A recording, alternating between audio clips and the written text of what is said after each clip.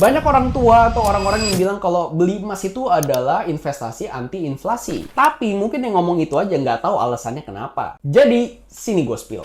Zaman dulu banget, manusia itu jual beli masih pakai sistem barter. Tapi kelemahannya adalah nggak head to head nih. Masa kambing lu tuker sama tepung gandum? Ya kan nggak adil. Akhirnya dipilihlah alat tukar yang paling universal, yaitu komoditas. Salah satunya adalah emas. Tapi emas itu berat, jadi kalau dibawa kemana-mana ya lama-lama ribet juga. Akhirnya emas itu digantikan sama uang kertas dan munculnya yang namanya gold standard, yaitu sebuah negara hanya bisa mencetak uang kalau mereka tuh punya cadangan emas. Jadi tuh simple ya, gue ambil contoh, kalau lu punya uang 100.000 misalnya, lu tuh bisa tukerin di bank buat lu dapetin 100 gram emas. Stabil, nggak ngadi-ngadi, dan nggak bisa cetak sembarangan. Lu punya emas, lu punya uang kertas. Apalagi kalau kita tahu emas di bumi itu, supply-nya itu terbatas. Dan itu yang namanya disebut sebagai kelangkaan. Tapi tahun 1971 semua itu berubah. Semenjak Nixon, Presiden Amerika Serikat ke-37 itu menghapus yang namanya gold standard. Bayangin, uang kertas yang tadinya mengikuti supply emas yang terbatas. Tiba-tiba uang tuh jadi fiat money yang bisa dicetak terus-menerus. Dan nilainya cuman karena pemerintah bilang percaya aja.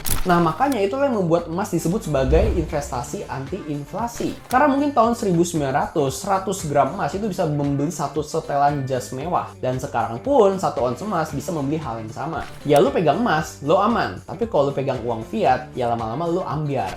Jadi, sekarang uang itu bisa dicetak secara bebas. Itu yang membuat inflasi semakin gila. Kalau kalian cuma simpan uang kalian di tabungan, ya lama-lama makin kekuras juga. Dan dulu, orang tuh karena udah pegang emas, dia tuh udah nggak perlu namanya investasi lagi.